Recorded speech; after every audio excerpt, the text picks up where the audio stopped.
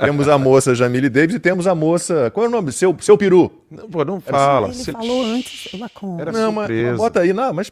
Vamos lá! Vamos ouvir de surpresa. A galera mais antiga não conhece. Mais alguns dias da próxima semana para devolver alguns pedidos de vista e encerrar as pendências.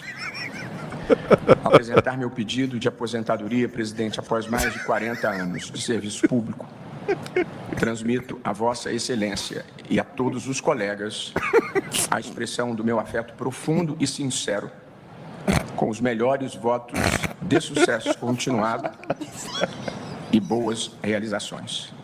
Assim, amém. Muito obrigado. Cara, não sei quem fez, mas foi muito Ficou bom. muito bom. Tem o nome do autor da... Eu não sei quem fiz, né, que se fala. Não sei quem fez. Deixe o seu like, inscreva-se no nosso canal e compartilhe este vídeo com seus amigos. Cada gesto faz a diferença e nos ajuda a continuar trazendo informações importantes para você. Juntos, somos mais fortes e conseguimos alcançar muito mais pessoas. Conto com você. Não fui eu. And me. Foi você que fez? Não, tô falando, não fui eu. É, eu vi que não foi. A boca tá diferente. A conta é de outro. Cara, ficou muito bom, bicho. Não precisou nem multiplicar a voz, né?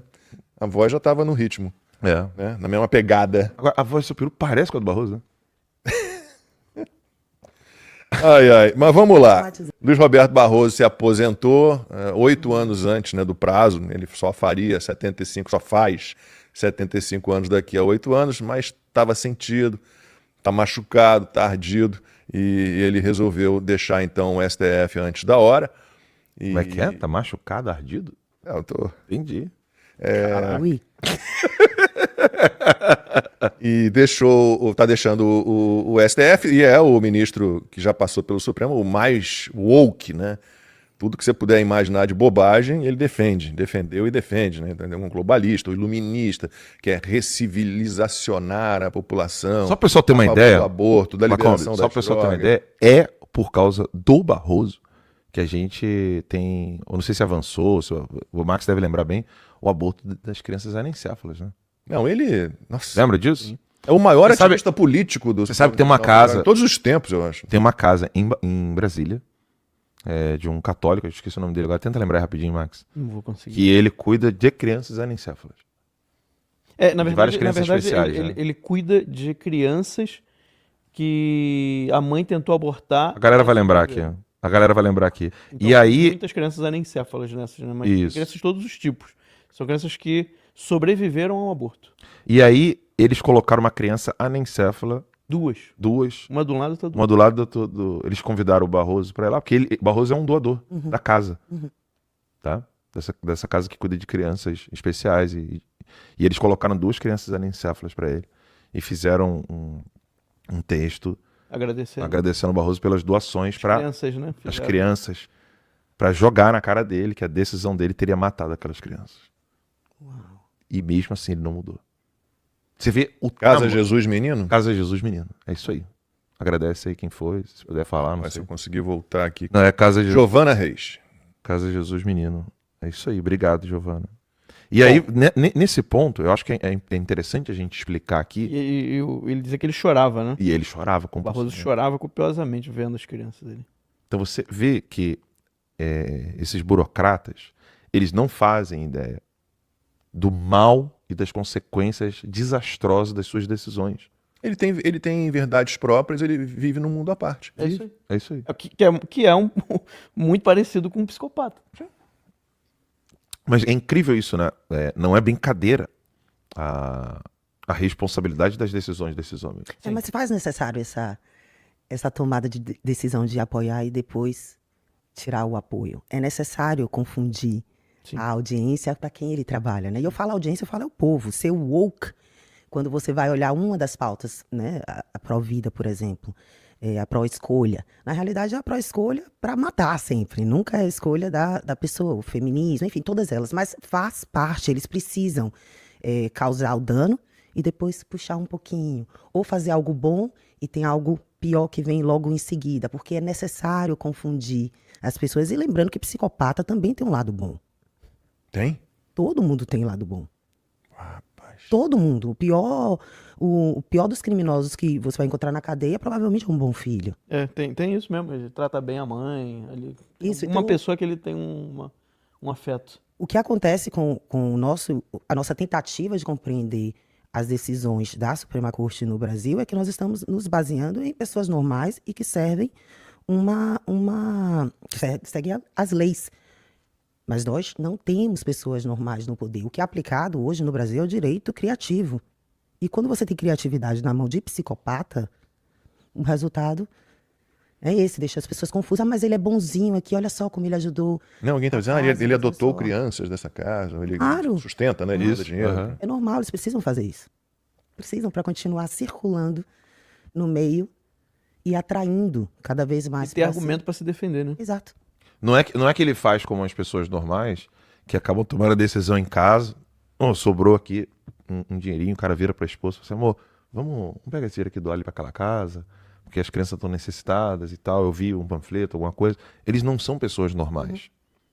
A ausência da normalidade na sociedade atual é algo assustador, porque faz a gente pensar que a história humana sempre foi repleta de psicopatas.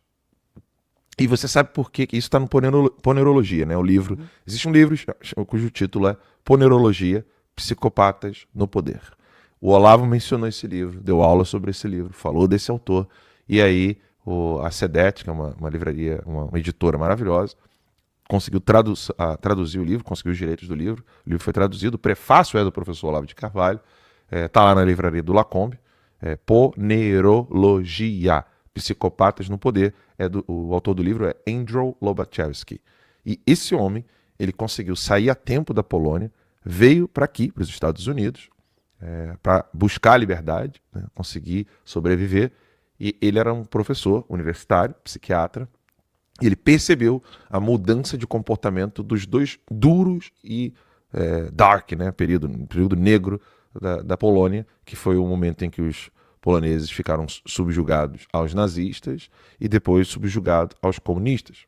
Então a Polônia, infelizmente, inclusive tem até um vídeo do governo da Polônia mostrando um polonês tentando segurar duas portas, dois muros, né, de ferro, né, cortina de ferro, ele tentando e sendo esmagado pelo nazismo e pelo comunismo.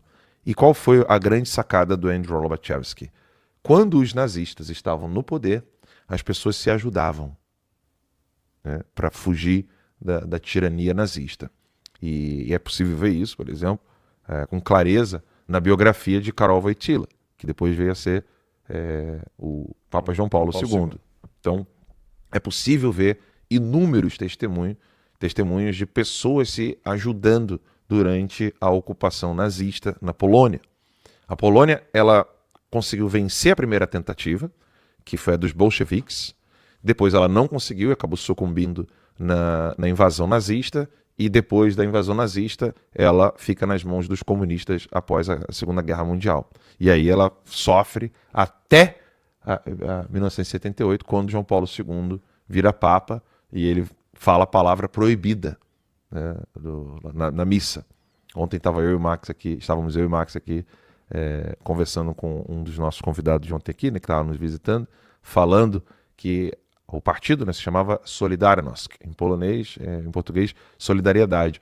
João Paulo II, ele falou uma palavra proibida na missa. Ele falou na homilia, ele falou uma palavra proibida, que ele e todos que estavam ali aplaudindo poderiam ser presos dentro da lei na Polônia. Foi a primeira viagem internacional dele, a primeira visita dele fora do Vaticano. Não sei se foi do Vaticano ou da Itália, mas foi uma das primeiras viagens internacionais, se não a primeira, estou falando tudo de memória aqui, e aí ele fala na homilia a palavra proibida, Solidarność! E todo mundo aplaude e fica gritando Solidarność, Solidarność, solidariedade, solidariedade, que era o partido que estava fazendo oposição aos comunistas. Max, o nosso retorno a gente perdeu lá, mas a gente está ao vivo ainda. E aí, o que aconteceu nesse livro, essa análise feita pelo Andrew Lobachevsky?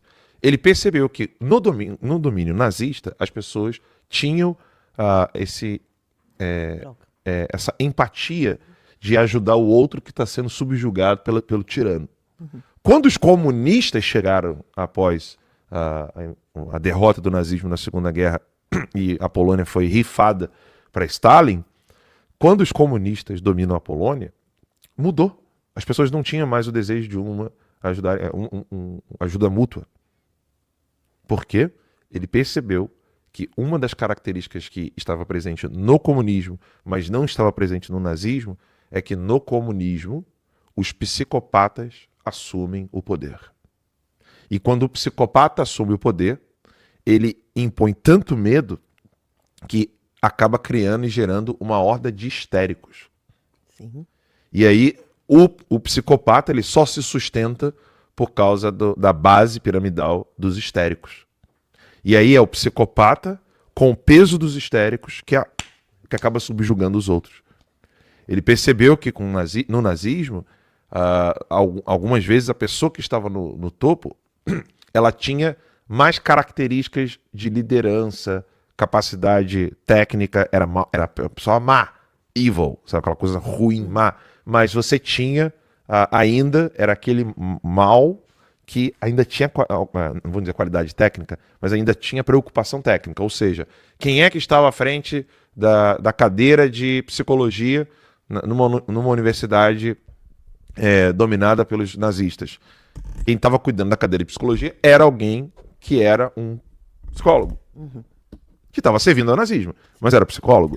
Na literatura, a mesma coisa. Na arquitetura, a mesma coisa. O que ele descobriu com os comunistas? Que eles não se importavam mais com a capacidade técnica. Então não importava se a pessoa ela tinha os requerimentos para estar naquela cadeira. O que importava mesmo é que ela propagasse a agenda comunista.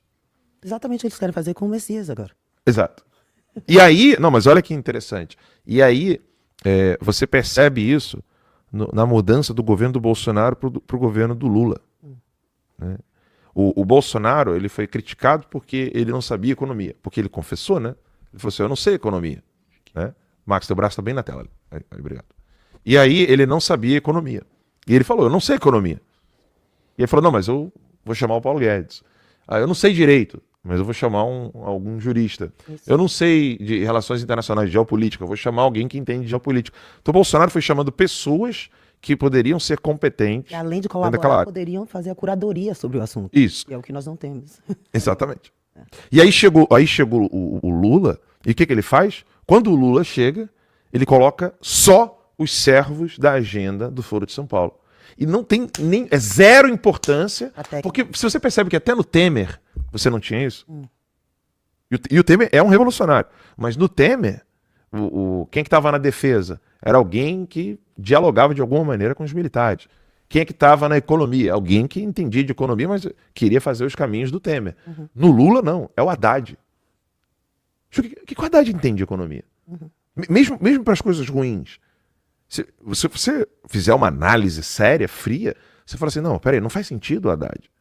Pegasse algum economistazinho ali, meia boca, que é revolucionário, é socialista, não importa. Disfarça. Eles não disfarçam. Você precisa assistir o melhor canal de notícias do Brasil, ao vivo, todos os dias, no YouTube. Clique aqui e se inscreva.